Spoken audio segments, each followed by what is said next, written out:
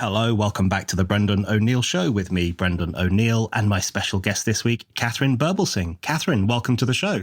Thanks for having me.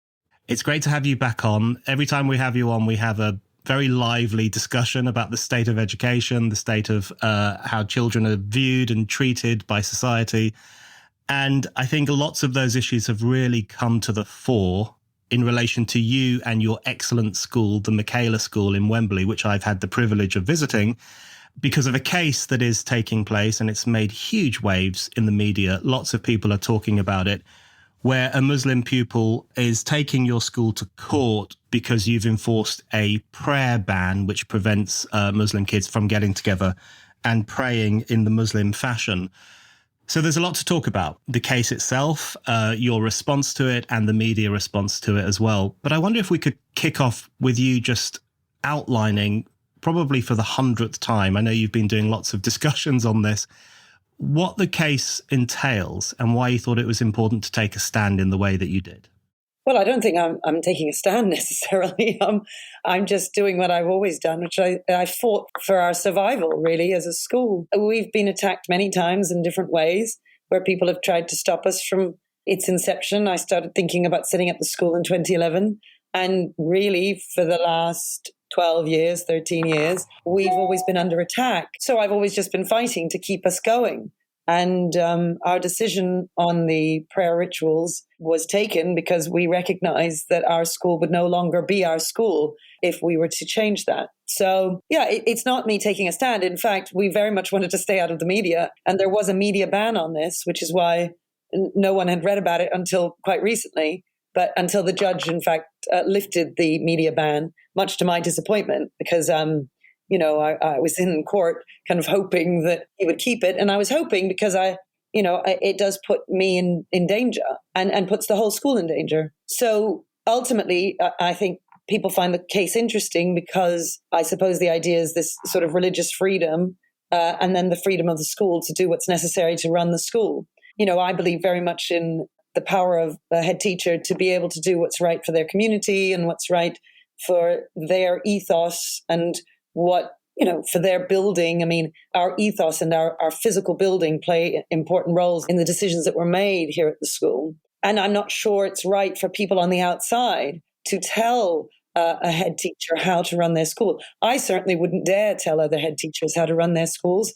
I don't know their intakes. I don't know anything about their school. I might give advice. I might say, oh, this is something that works for us. It'd be great for you to try it out. But I certainly wouldn't compel them. So we're just trying to defend ourselves against something that we see as existential. It will destroy what we've got. Absolutely. I want to talk about what you've got and the fact that you think this is an existential question. And I really agree with that. When I read about this case, when I first read about it, I was really interested in it because I went to a school not far from the Michaela School in another part of northwest London where we did pray all the time before lessons, in chapel and so on. But that's because I went to a Roman Catholic school. So it was integral to the nature of the school that there was a very strong religious component, and all the parents understood that and all the pupils understood that. And of course, the teachers understood it too. There was a shared agreement that this would be the nature of our school. But your school, of course, is different, isn't it? And that's one of the reasons you're pushing back against this case and against some of the media onslaught against you, which is that you are not a religious school. You are not a school that caters to any particular religious belief or any particular ethnic group or social group. You're a school that strives to be secular and equal. So was that a key part of why you decided you needed to take up this case? Yes. Well, the thing is that we allow some religious differences as long as they don't upset the balance of the whole. And so there are Muslim girls who wear hijabs. There are Sikhs who wear bangles. There are, a variety of difference that don't upset the whole. The difficulty is we allowed prayer to happen in the odd, So when people say, well, we obviously hate prayer, well, clearly we don't, because we wouldn't have allowed it in the first place. And it's just that for 8 years, nobody did pray. So it just wasn't an issue. And then when they did pray, this was last year, this time, I suppose, coming up to Ramadan, it was in Ramadan. And then a few children prayed, and then a few more and a few more, and it started growing and growing. And we didn't have an issue with that. The children were allowed to, so it was fine. But we then saw how things changed. And this was outside in the yard, because we'd always allowed prayer in the yard. And things really changed inside the school and on the outside of the school. So on the inside of the school, we have Muslim children who during Ramadan fast. And again, something that we allow, that religious freedom, because it doesn't upset the whole. But what we found was when prayer rituals were happening, some of those more observant Muslims would stand by the break hall table with food and intimidate the Muslims who wanted to eat, and stop them from eating. One Muslim girl, dropped out of the choir because it's haram. One girl started wearing a hijab when she hadn't worn one before. It's already sort of hard enough to encourage them to do music, for instance. That's something that we, that can be a bit of a struggle, but we manage it. The thing is that when people say, but what about their right to pray? But what about their right not to pray? What about their right to eat during Ramadan? It's my job as headmistress to protect all of the children and to take care of the whole. So we are known for singing God Save the King, I Vow to Thee My Country. The children stand for me at assembly, and people will say, oh, they do, she's just full of herself. It really isn't that. It's because we are a very traditional school. We're very strict. We're considered the strictest school in Britain. If you type into Google, who is the strictest teacher in the world, my name will come up. There are things that are very odd about us, and I get that. And so we make sure that we run through with families before they join all the various things that they might not like about us, because, we have silent corridors. You'll get a detention if you turn around in your lesson. You mustn't fiddle with your pens. We do a family lunch. They don't bring in outside food. Our family lunch actually is vegetarian. And why is it vegetarian? Well, because when we first opened, we offered meat. And we had to divide the children according to who ate meat but no pork, who ate meat but no beef. You've got your Muslims, you've got your Hindus, various others. We placed them out, and then we looked at the room and thought, we've just divided everyone according to race and religion. And I said, I'm not doing that, not under my watch. And so we thought, you know what, we'll go vegetarian. And then that way we can just mix them up and everyone can be friends across those racial and religious divides. And I think that, it's really interesting because multiculturalism is often talked about both on the left and the right. The right, some people on the right will say multiculturalism's failed, it's a disaster. Okay, and I think in some spaces that is true. And people on the left say, don't be silly, it's all wonderful, isn't it great? Diversity is our strength. And I think they're really just both wrong.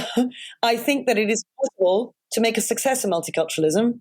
And we definitely make a success of it here at Michaela. The children are very good friends across racial and religious divides, across sexualities and all kinds, like divides that they often make where, which group are you in? Are you in the LGBT group? Are you in the Black Caribbean group? Are you in the Indian Hindu group, etc.? There's none of that here. Everyone is just a child here. And everyone is allowed to be who they want to be, as long as the things that they're asking for will not upset the balance of the whole. So, as I say, the culture changed when the praying started, but it wasn't just on the inside of the school. It was also on the outside.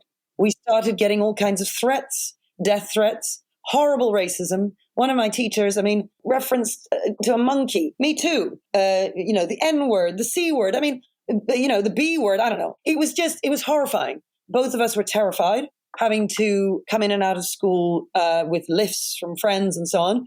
And it is most definitely the case that I am still terrified, because the judge, what he ruled when he removed the ban was that the press were allowed to name the school and they were allowed to name me, but they were not allowed to name the family, rightly, and they were not allowed to name the teachers, rightly. But unfortunately, I had to be sacrificed in this. And look, I sort of understand in that, once you name the school, it definitely names me. So, and having seen the public interest in it, I sort of get why the judge said yes, because obviously there is a lot of public interest. All of this happened, I presume, because people saw us from the gate.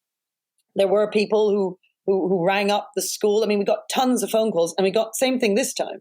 Horrible phone calls that would come through, threatening, some of them just being abusive. So when I'm going to and from school at the moment, I'm looking behind my back, I'm watching, I'm careful, because it is worrying.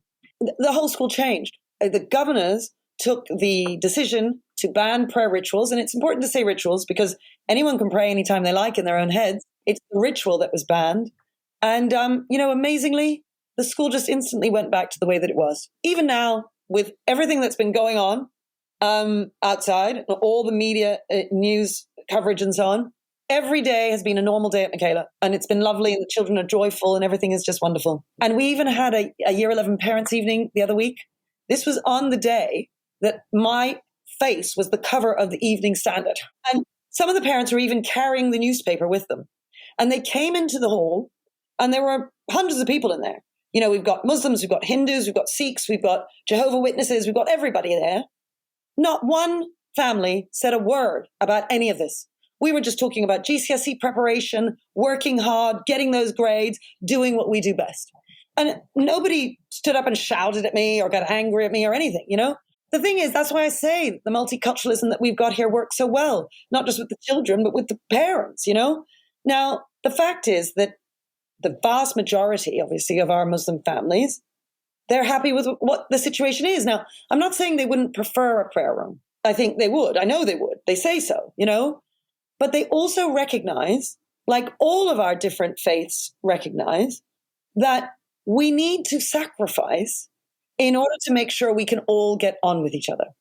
And so the Jehovah's Witnesses would prefer for us not to have Macbeth as a set text at GCSE because of the witches. But they accept it. And it's also the case that I've had a Christian family complain about Sundays. We do our revision sessions on Sundays for GCSE. They don't like that, but they put up with it. The thing is, I have Hindu families who have complained about the plates in the hall, the dining hall, that they've touched the eggs. They don't like that. And they want different plates, but that would mean separating the Hindus. And I'm not willing to do that. So the case is over whether or not we should have a prayer room, not prayer in the yard, but prayer room in the school. And before families start with us, one of the many things I go through is the fact that we do not have a prayer room. And I tell them this and I explain why. Because of our strict rules and because we walk in silence in the corridor in single file, and because we have this family lunch where the teachers are all manning this lunch, we cannot have, well, first of all, one prayer room wouldn't be enough. We'd need several because there are 350 Muslims here. So we don't even physically have the space for several prayer rooms. Furniture would have to be moved.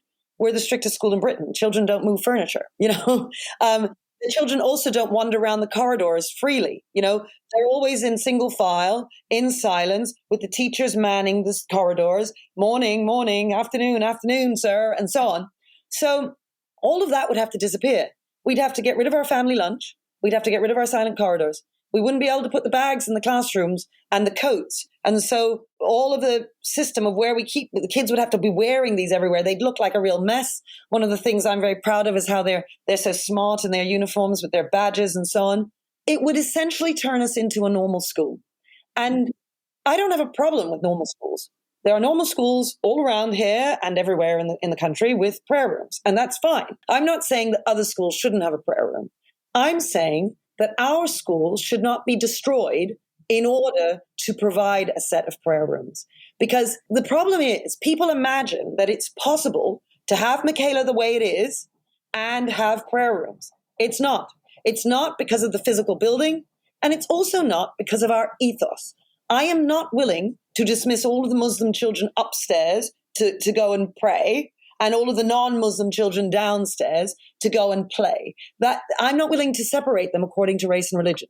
And I wouldn't do that when it came to the vegetarianism, for instance. I'm just not going to do that. It's against everything I believe in. I believe that our multicultural community here is extremely successful because we actively engage with multiculturalism. I think, and in a way, it's sort of telling you off, Brendan, because you being the libertarian that you are, I don't like, you and I have gone to battle before over libertarian ideas, that Cuties film and so on. And we've gone to battle because you believe in this idea of just everybody be free and people just do whatever they want. And I think that when we're trying to run a country, and certainly when we're trying to run a school, we have to do more than that. Our teachers in our school actively engage in creating a multicultural environment that is successful. And I think if we were to just leave it and let it go free, we would not have the success we have, both culturally and socially, because whenever people come to visit, and we get 800 visitors a year, and we get 800 visitors a year from all over the world because we are an extraordinary school and we're doing extraordinary things. It's not just the results.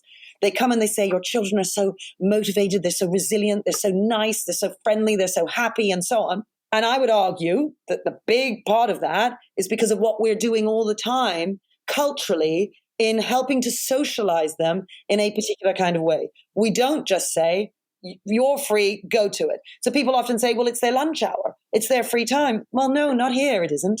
Their lunchtime here, you'll see the teachers out there. Somebody's being bullied. We're bringing them back into the fold. Someone's left out. We're always watching and making sure that things are happening in a particular kind of way and that the children are behaving in a particular kind of way. Now, some people don't like that. Some people say, oh, it's too much of a control situation. And I say, well, you don't have to send your children here. And I take the same position on the prayer issue, which is that, we have grown our Muslim families from about 30% when we first opened in 2014 to now 50% of the population. So they clearly really like it, right? And they've really liked it without prayer. So when outsiders then say, this is what they should have, and I think, well, they've been coming here in greater numbers despite this, and that's because they're willing to make that sacrifice. I recognize that it's a sacrifice, just like I recognize it's a sacrifice for the Jehovah's Witnesses. And I also think it's quite interesting that nobody's arguing for the Jehovah's Witnesses. Nobody's saying we should ban Macbeth across the building and across the whole country. Nobody's saying never put on a performance of Macbeth at the Globe. So because we recognize that people have choice. You don't have to go to the Globe to see Macbeth. You don't have to come to our school. You can go to another school if that's what you want. And no doubt there are Jehovah's Witnesses who think, you know what, we'd love to go to Michaela, but the Macbeth thing is something we just can't abide, and therefore we're going to go to another school. And that is their prerogative. It's the same thing with the Muslim children, That is why we're saying no. Hi, it's Brendan here. I just wanted to remind you that you can still buy my book. It's called A Heretic's Manifesto, Essays on the Unsayable. And I've really been blown away by the response to it from readers, reviewers, Spike supporters. People really like this book, and I think you're going to like it too. It covers all the insanities of our time, from climate change hysteria through to COVID authoritarianism, through to the trans ideology. And it basically makes the case for more freedom of speech, more debate, and more heretical thinking to challenge the conformism of our times. So what are you waiting for? Go to Amazon right now and order my book, A Heretic's Manifesto, Essays on the Unsayable. And now, on with the show. Yeah, I think I would say that even though I'm a firm believer in freedom, I don't apply that to schools. And in fact, I think very often these days, and this is something you and I have spoken about, is that often these days the crisis of discipline in the modern British school gets dressed up as a form of liberty. So you will often hear teachers saying, well, we don't want to impose rules on kids. We want them to be free and to run around. And that's a kind of institutional cowardice that gets dressed up as a defense of freedom.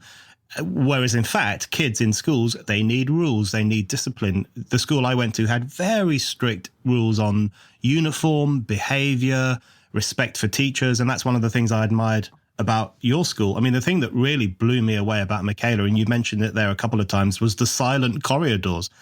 Incredible that a school could have kids walking so silently from one room to another. You wouldn't see that in the normal school. But I wanted to ask you on that question you said there about you've gone from 30% Muslim kids at your school to 50%, huge number.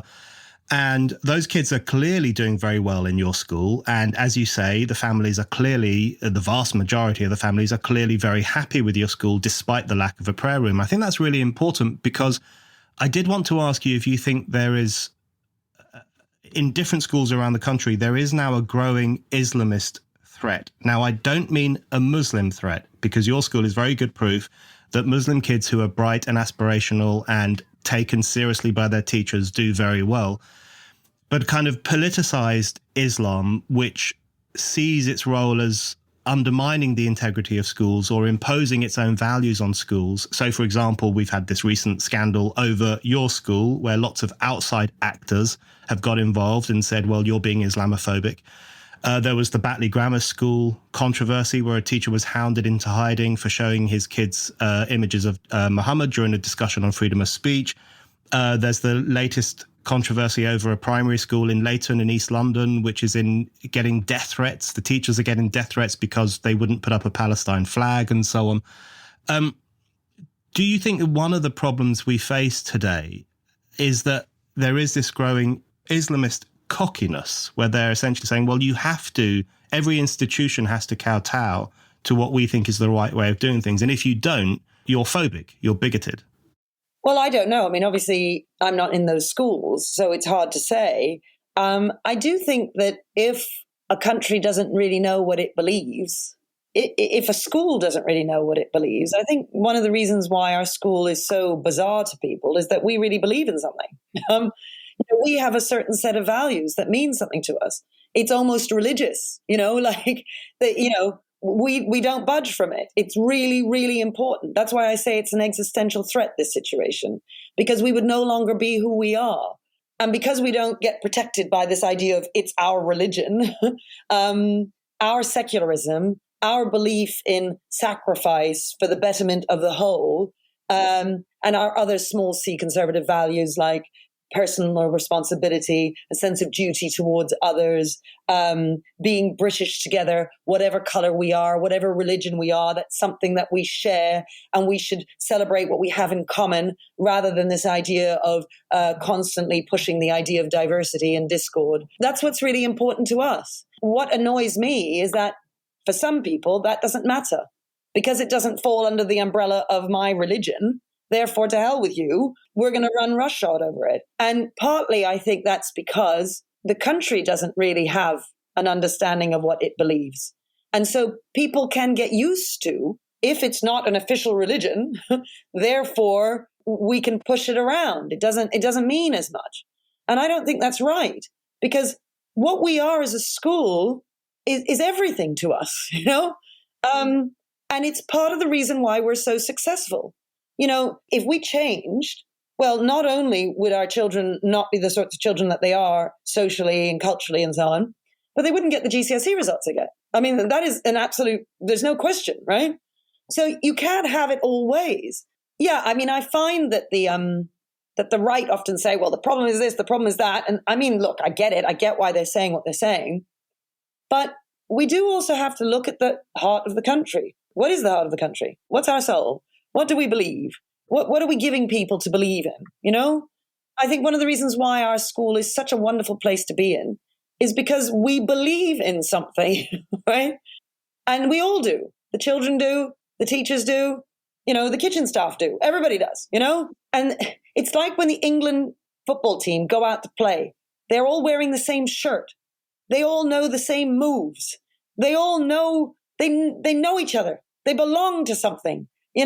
That's what makes them strong. And any team that doesn't wear the same shirt, it's one of the reasons why we need our coats and bags in the rooms. When I say we'd have to move our coats and bags, they'd have to carry it around with them. This is an outrage for me. And the reason why it's an outrage is because the children would have to cover up the uniform that gives them the uniformity and the belonging to the Michaela family, right?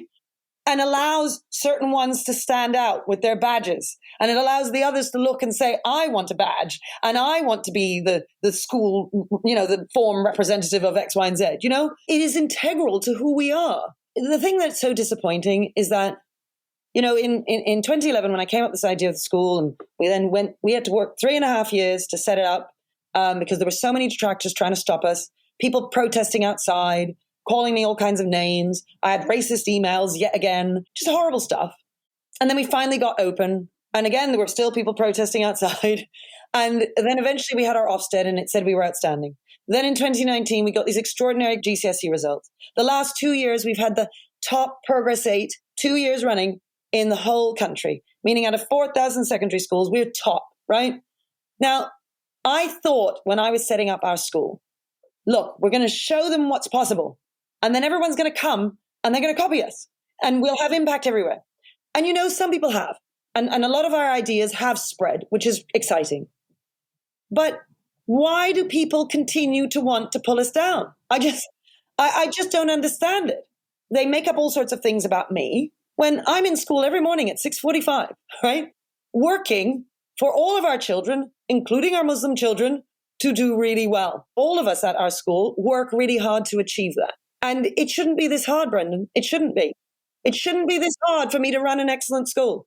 Yeah. I mean, it is extraordinary, the flack that you get from the left in particular and supposed liberals who are supposed to be interested in the fortunes of the working classes and deprived kids. And when I think about what Michaela School does for kids from Northwest London and its surrounds who are from working class backgrounds or deprived backgrounds, bringing them into a school that has that real ethos and standards of a private school, but they don't have to pay for it. And yet you still get all this jip and all these attacks from sections of the left. It is extraordinary. We get the most attacks. We are most hated every August. You know why? Because that's when our results come out. And I just think, even if you don't like what we do, why are you unable to say, clearly they're doing something right? And when I explain to you what it is that it requires to get this, then why are you fighting me on it? Because I'm telling you, because you're convinced what? That I'm doing it for some other reason? Well, we had prayer in the yard to begin with, so obviously we don't have a problem with prayer. My own grandmother was Muslim. It's just ridiculous. I'm explaining the truth of the situation, which is that if we want Michaela to exist as it is, we cannot have a set of prayer rooms. It's interesting what you said earlier about multiculturalism. And I did want to ask you about that, because it seems to me that at the moment we have these two different approaches to the issue of a multi-ethnic society. So on one side, you have the left, who will say celebrate diversity for its own sake. And the fact that we are different is wonderful, and we should really talk about those differences and focus on those differences. And that can be a very divisive ideology. And I know Michaela doesn't want to go down that road. And then on sections of the right, you have the opposite, but it's equally problematic, which is that we can't have a diverse society. There are too many differences, too many clashes of religious values or social values, and we just can't get along, and stop all immigration, kick people out. I mean, those are the extremes, but it is there. So you have these two different approaches, one which says diversity is the best thing since sliced bread, and the other which says that diversity is just a non-starter and it doesn't work. And what I have always admired about Michaela is that I think you actually get the balance of these things right. And it really came through in the statement that you made to the court in this recent case, where you said what you want is kids from all kinds of races, all kinds of religious backgrounds to be able to come together and join in something bigger than themselves. And in this case, it might be country, or it might be education, it might be the community of Michaela itself. But it's something that actually, it allows for diversity because you have an incredibly diverse student intake, but it raises kids above that diversity and gives them a stake in something that is much bigger. So that's a key part of what you do, isn't it? It's absolutely central, absolutely central. And if we weren't able to do that anymore, we would not be our school. Michaela would not exist. It would be a different school. It would be more of a normal school. And there's nothing wrong with normal schools. That's fine. It just wouldn't be our school. And that would be a great, great shame, because it took us 3.5 years to open. It's taken us many years to establish ourselves. 2 Ofsteds that we've had, which have been outstanding. The amazing Progress 8 that we've had. We've had to prove ourselves over, as I say, 12 to 13 years this project has been going. And I've stuck with it. There are lots of head teachers who would spend 3 or 4 years in a school and then they move on to something else. I've been here all that time, every day in school at 6:45 a.m. But as I say, it really shouldn't be that hard. It's exhausting. It's exhausting fighting like this for year after year after year. I kind of thought that at some point they'd give up. I did want to ask you about those levels of animosity, because I was thinking about your case as I was preparing for this chat, and I thought to myself, it's kind of understandable that a Muslim kid would do what this Muslim kid did. I mean, kids play up. They want to be able to do what they want to do, and they want to be able to have their own rights and so on. We don't know who this kid is, so I don't want to cast aspersions or make judgments or anything like that. But kids do sometimes say, I want this, I want that. It's in their nature when we're young to do things like that. And I can almost understand certain families saying, well, we want the right for our kids to be able to engage in ritual prayer. I mean, that's an interest that some families have. Fine. But when we look beyond that specifically to the animosity that you get from sections of the commentariat and from the education blob who've had it in for you for a long time, and even from sections of the Labour Party, who have no doubt look upon you as this, 1930s style headmistress, unforgiving, cold. This is the prejudiced view that people have of you. And I can tell whenever I hear these people that they have never visited your school, which is a very warm school, a very warm environment, and also one that happens to have very high expectations of the kids. How do you explain that animosity? Why do they have it in for Michaela to such an extraordinary extent? Yeah, I mean, it's a very good question. I remember when Toby Young was setting up his school, he had knowledge as central to his classrooms. That was the idea that he was setting up with. And discipline was, something that he believed in and so on. I mean, I don't think they've gone on to be the strictest school in Britain. But when he was setting up, we were setting up at a similar time. Toby Young didn't get anywhere near the hatred that I got. Nothing like that. People didn't protest outside his school. People didn't protest in his parent events, trying to get people interested to come to his school. I had people shouting at me all the time. I had to hire bouncers to protect us.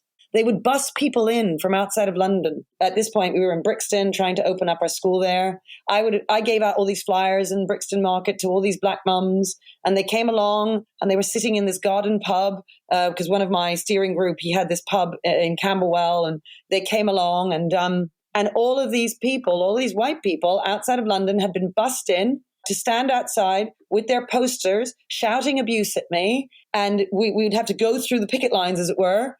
And then when we would try and talk to these mums, these people had come into the garden and sat amongst the mums. And then when we would try and speak, they would shout at us to drown out what we were saying so the mums couldn't hear us. Now, the thing is, these are people who say that they want a diverse society to succeed. These are people who say that they want social mobility for the poor and for ethnic minorities and so on. These are people who say that we need to empower those in the inner cities and that the schools need to, to do well. Here we are giving another choice of school to these mums, the very people who they say they want to help, and yet they were preventing them, these mums, from hearing from me about a possible new choice of school for their children. And that, I'm afraid, has been our experience over many, many years. And I do slightly despair sometimes, because I just think it doesn't mean anything if all you're doing is saying you care about these people, you care about social mobility, you care about being kind and good, when in fact your actions demonstrate otherwise, right? What you do matters. And all these people who accuse me all the time, I just think, I'm in school every day at 6:45 a.m. What are you doing, right? I'm changing the lives of these kids in the inner city. What are you doing? You're on some keyboard attacking me. Well, I'm doing the work, and I've been doing it for 25 years, right? Only ever in the inner city. Only ever with kids from normal backgrounds, from deprived backgrounds in the inner city, changing their lives for the better. And I really do an amazing job at it, right? That's why we get top progress 8. And my teachers are so brilliant. They work so hard. They give so much. You can imagine how exhausted they are by this insanity. It does make me very upset, because when people give their lives to a profession and to a cause in trying to do good, it's really dispiriting when you're being attacked for it regularly. So do you think there's an element where they see you as a threat because you call into question their new vision of what education should do? So there is a great deal of paternalism, I find, in state education these days, in what you refer to as normal schools. There's this strange combination of just letting kids run riot. You couldn't possibly tell them off or give them detention or exercise discipline over their behavior. But at the same time, there's this very paternalistic attitude where there is this belief amongst sections of the educational elite that, black kids can't really read Shakespeare. They won't be able to relate to it. It's not for them. Or, kids from an Asian heritage are not going to understand the literature of dead white European males. They won't connect with it. So there is this paternalistic idea that we need to protect ethnic minority children from some of the gains of Western civilization because it's too oppressive to lay it on them. It's too judgmental. It's asking too much of them to engage with this stuff. So I think one of the reasons they feel hostile to you is that you completely call that into question. Your school is an advertisement for the fact that it is entirely possible to have high expectations of kids from ethnic minority backgrounds and to get the best out of them educationally. So do you think that's part of the hostility that they feel?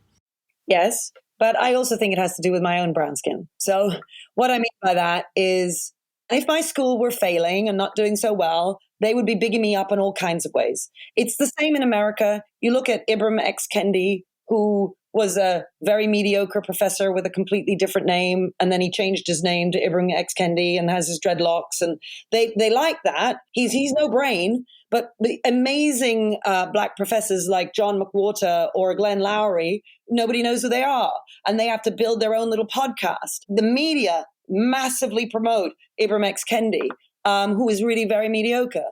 I think there's something dystopian about that the black people that are pushed forward as kind of heroes are the ones who aren't really actually doing anything that interesting or that good. I mean, you've sort of brought up the idea of white guilt that comes into that. So what you were saying about the Shakespeare and so on, they feel bad. They don't want the black kid to learn the Shakespeare because, well, who were they? Who am I as a white woman to make a black boy read Shakespeare?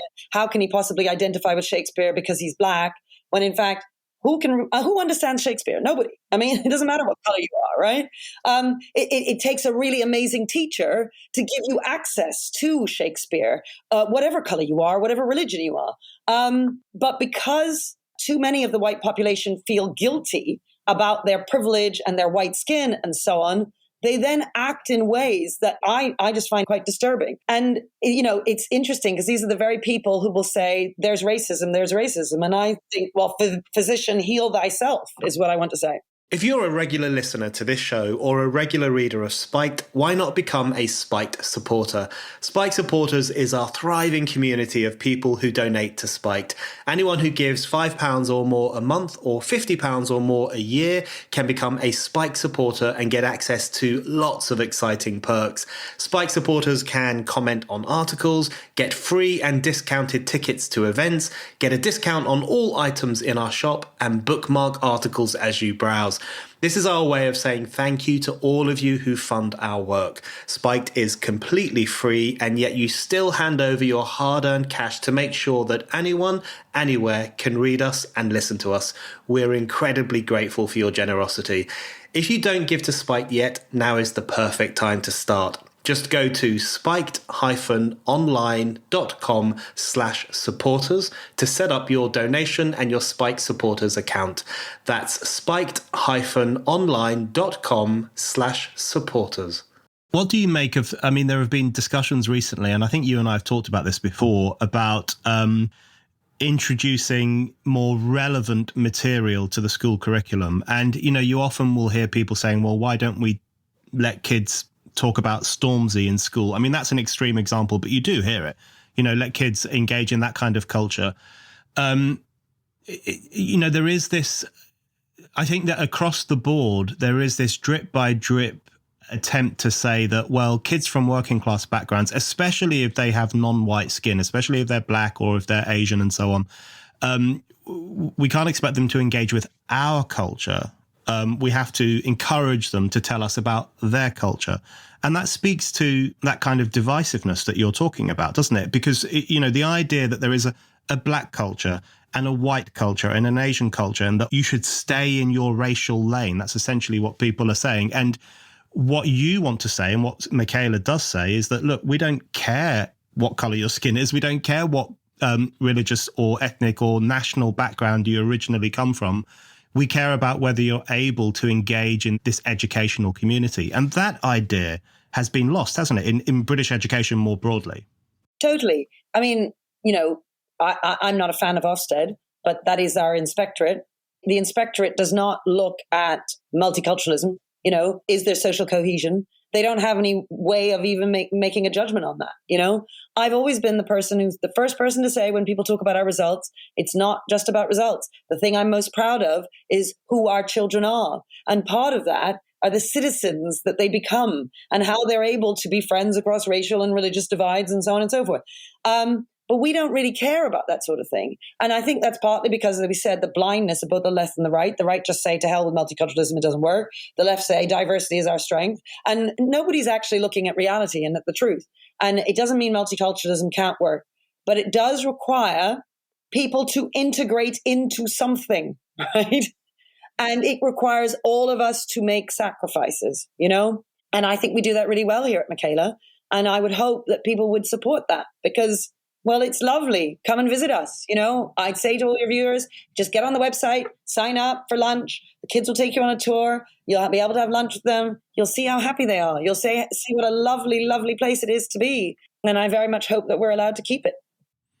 It is an extraordinary place to visit. And especially the lunch. I was blown away by the lunch and the kids standing up to make recitals and to say things. And it really is a special school. I did just want to ask you a couple more questions. I wanted to ask you about the idea of country and flag and why you think that's important, because you will know that the thing that makes most people say, oh, God, this Katharine Birbalsingh woman, she must be mad, is the singing of the national anthem, God Save the King. I can't think of any school that does that. I'm sure some, very expensive private schools probably still do it. The ones that are attended by members of the extended royal family. But outside of that, it's hard to think of any that does it. Your school does it. You will know from your own experience, it's the thing that makes people's eyes roll. They treat it as the most ridiculous thing that a school could ever do.